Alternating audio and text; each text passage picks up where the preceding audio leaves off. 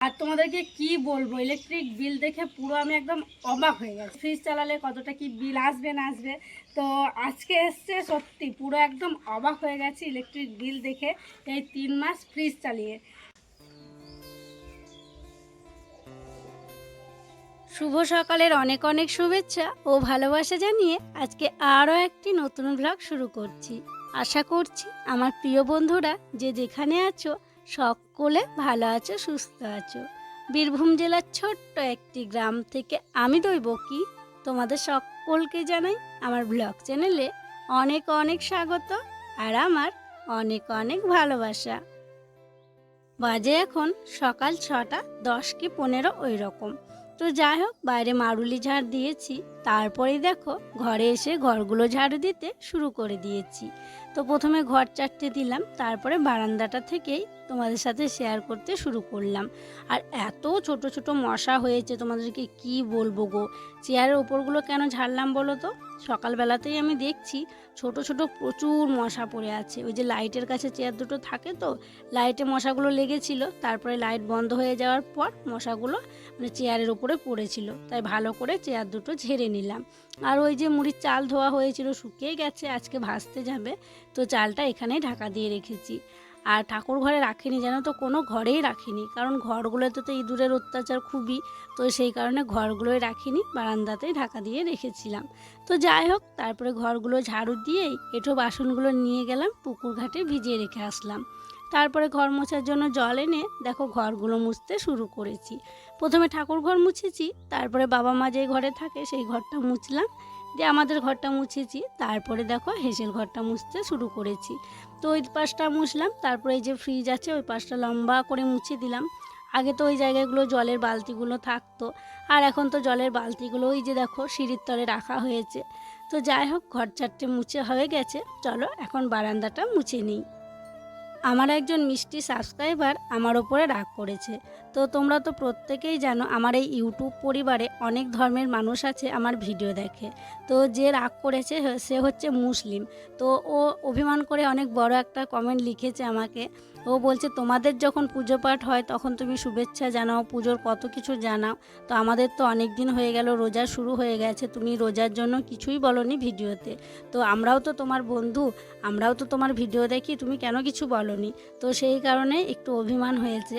তো যাই হোক, সত্যি আমার ভিডিওতে কিছু বলা হয়নি, তবে যে যে মুসলিম বন্ধু আছে আমার পরিবারে, যারা যারা কমেন্ট করেছিল, তো সবাইকে আমি রমজান মোবারক জানিয়েছি। তো যাই হোক, আজকে আমি ভিডিওতে জানাচ্ছি আমার সকল মুসলিম বন্ধুদেরকে রমজান মোবারক। তোমরা সবাই খুব আনন্দ করো আর খুব খুব ভালোভাবে কাটাও। তো যাই হোক, দেখো কথা বলতে বলতে আমি কিন্তু পুরো বারান্দাটা মুছে নিয়েছি। তারপরে এই যে মুছতে মুছতে সিঁড়ির এখানে চলে এসেছি, এখন সিঁড়িগুলো ভালো করে মুছে নিচ্ছি। অনেকক্ষণ পর আবার ফিরে এলাম, কারণ আমি রুদ্রসোনাকে পড়াতে বসিয়েছিলাম। আজকে রবিবার, ও বাড়িতেই আছে, আর আমি যদি পড়তে না বসাই না তাহলে ও পড়তে চায় না, ছোট তো ও বাইরে যাব খেলবো এরকমই আর কি ভাবে, তো আমাকে বসে থাকতে হয়। তো পড়ানো হলো, তারপরে দেখো উনুন শালে চলে এসেছি উনুনে ছাই তোলার জন্য। এই যে বালতিটা নিয়ে এলাম, বালতিটায় ছাইগুলো সব তুলে নিচ্ছি, তারপরে উনুন শালটা লেপে নেব। উনুন শাল লেপে নিয়েছি, তারপরে কিছু জামা কাপড় ছিল সেগুলো ভিজিয়েছিলাম সার্ফ জলে। কিছু জামা কাপড় বলতে ওই রুদ্র স্কুল ড্রেস, রুদ্র স্কুলের সোয়েটার, ওই সবগুলোই ছিল। আর ছিল রুদ্র বাবার সোয়েটারটা, মানে সোয়েটারটা ও পরছে না জানো তো, এখানে ওখানে ঝুলে বেড়াচ্ছে। তাই আমি ওকে জিজ্ঞাসা করলাম তুমি কি সোয়েটারটা পরবে, নইলে আমি ভরে দেবো, শুধু শুধু বাইরে বেরিয়ে আছে। তো ও বললো না পরবো না, তাই ভিজিয়ে দিয়েছিলাম। তো সব কিছু দেখো নিয়ে চলে এসেছি, আর এক এক করে সব কেচেও নিচ্ছি। এই যে এখন রুদ্র বাবার সোয়েটারটা কাচবো। আর এই সোয়েটারগুলো কাচতে কী শক্তি যে লাগে কি বলবো, দেখো একবার উঠছি একবার বসছি, মানে কি বলবো, এইভাবেই কাচতে হচ্ছে। আর অনেকটা অসুবিধা হচ্ছে, মানে ওই যে অনেকটা জল কমে গিয়েছে, পুরো নিচটা একদম কাদা কাদা বালি বালি, ওর ওপরে দাঁড়িয়েই কিন্তু কাচতে হচ্ছে। তো চলো এক এক করে সব কিছু কেচে নিই।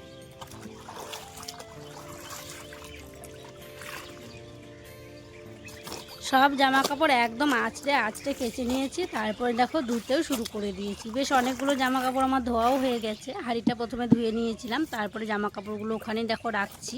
এখন ভালো করে জলটা চিপছি না, একদম মেলার সময় ভালো করে জলটা চিপে নেব, কারণ অনেকক্ষণ থেকে জলে দাঁড়িয়ে আছি, তো বেশিক্ষণ আর দাঁড়িয়ে থাকবো না, একদম জল থাক, একদম ঘরে গিয়ে ভালো করে জলগুলো নিগড়ে নেব, তারপরে তখন মেলে দেবো।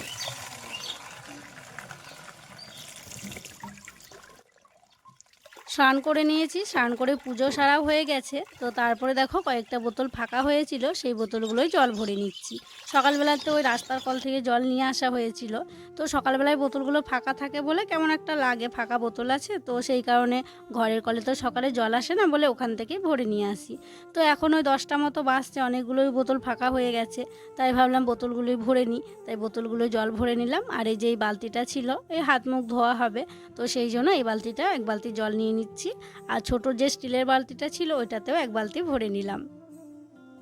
আজকে রান্না করছি টাটকা টাটকা গাছের সজনে ডাঁটা পাড়া হয়েছে, এই যে হলুদ লবণ দিয়ে একটু সিদ্ধ করে নিয়েছি হালকা।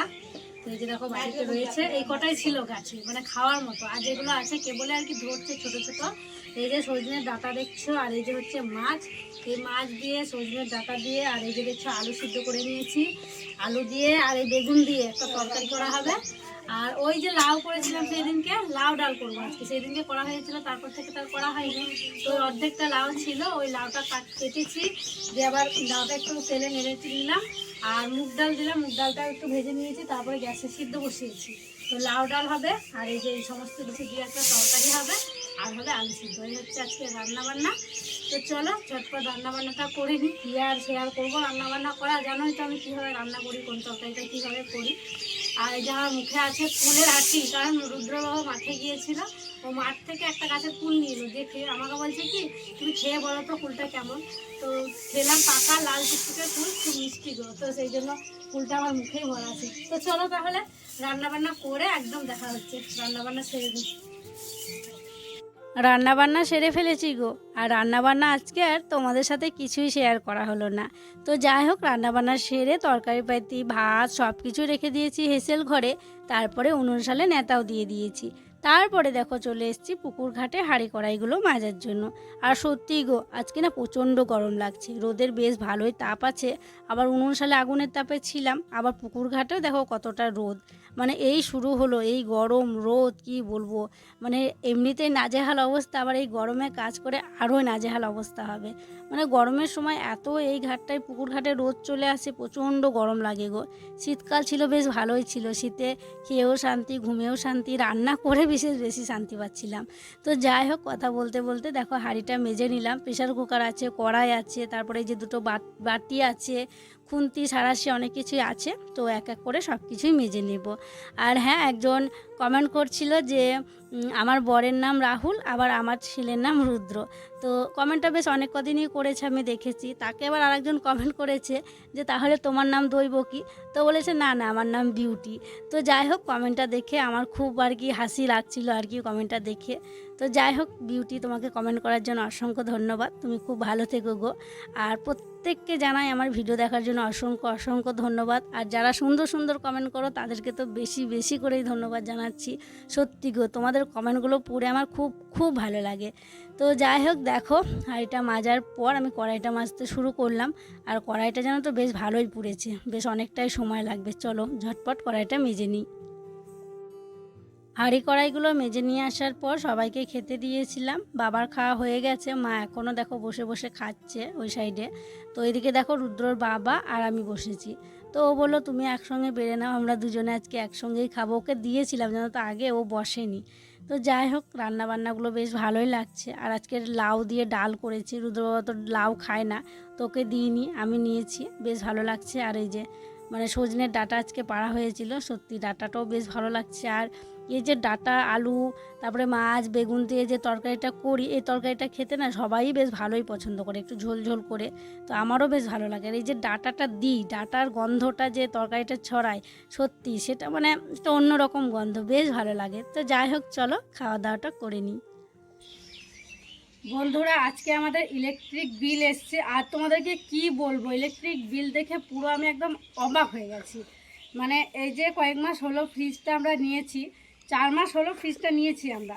তো আগেরবার বিল এসেছিলো তখন তো 3 মাসের একবার করে আসে, একেবারে 3 মাসের আসে।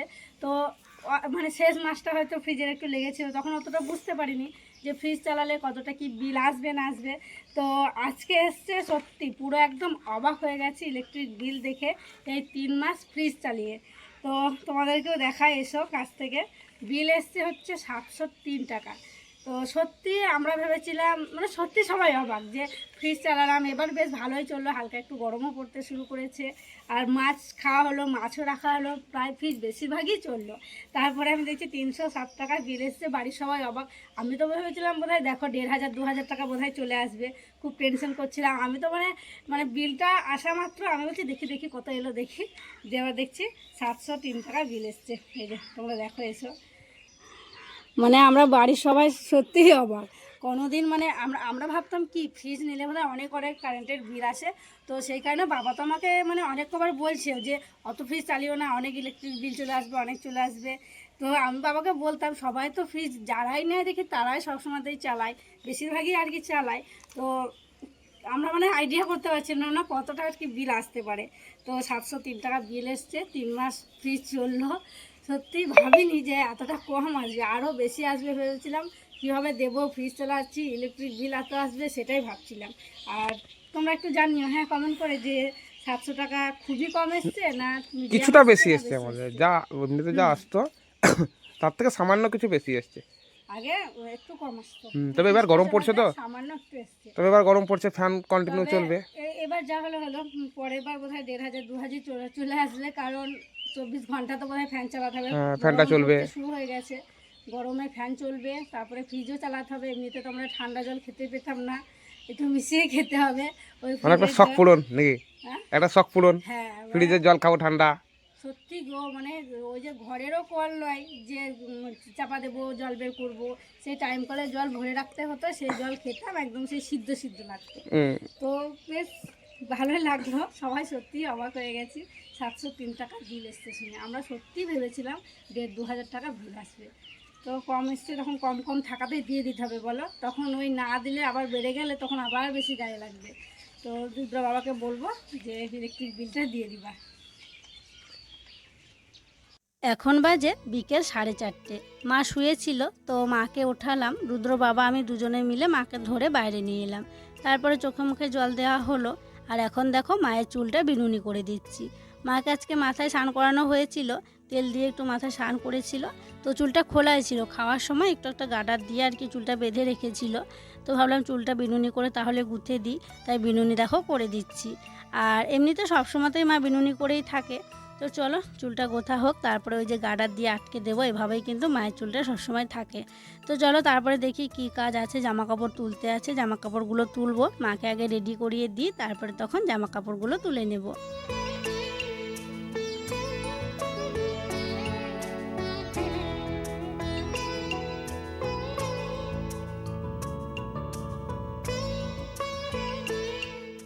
সন্ধ্যা হয়ে গেল দেখো, দেখতে দেখতে ওই যে মায়ের চুল আঁচড়ে দেওয়ার পর জামা কাপড়গুলো তুলেছিলাম, দিয়ে জামা কাপড়গুলো গুছিয়ে রেখে একটু সিঁড়ির ওখানে বসেছিলাম, তাতেই দেখলাম সন্ধে হয়ে গেল। তো দিদি দেখলাম সন্ধ্যাবাতি দিচ্ছে, তাই আমি চা করতে লাগলাম। তো কলতলায় গিয়েছিলাম, হাঁড়িটা আর এই যে কেটলিটা ধুয়ে নিয়ে আসলাম, তারপরে চা বসিয়েছিলাম। চাটা দেখো হয়েও গেল, চাটা এখন ঢেলে নিচ্ছি। তো এখন মাকে চা মুড়ি দেবো আর বাবাকে শুধু চা দেবো, বাবা বললো মুড়ি খাবে না, বাবা আর কি প্রত্যেক দিন খায় না, মাঝে মধ্যে খায়। তো চলো তাহলে এখন সবাইকে চাটা দিয়ে দিই। অনেকক্ষণই হলো রুদ্রকে পড়াতে বসিয়েছিলাম, তো ওকে পড়ানো হলো, তারপরে ও গেল কাকাদের বাড়িতে। ও তো জানোই পড়াশোনা হওয়ার পর একবার যাবে, তো ওকে দিয়ে আসলাম।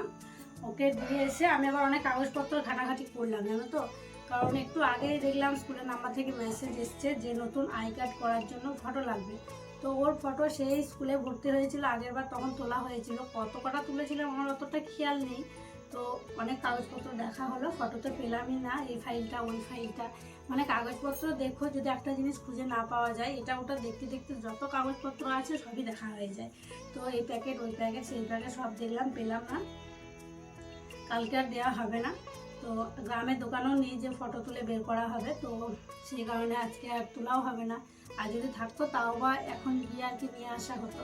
তো পরে আবার যখন যাবে হয়তো রামপুরহাট থেকে তুলে নিয়ে আসতে হবে, নাহলে পাশের গ্রামে তোলে আর কি ফটো, তো ওখান থেকে নিয়ে আসতে হবে, দিয়ে দিতে হবে।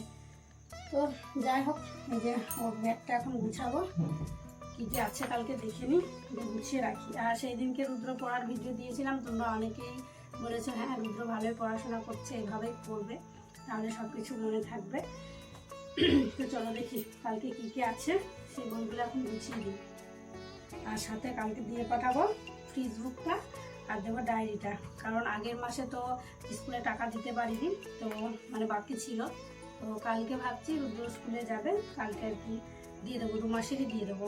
আর 2 মাসের অনেক টাকা লাগবে জানো তো, টোটাল 1810 টাকা লাগবে গাড়ি ভাড়া প্লাস ওই মানে মাসের যে আর কি টাকাটা লাগে বেতনটা নিয়ে 1810 টাকা লাগবে।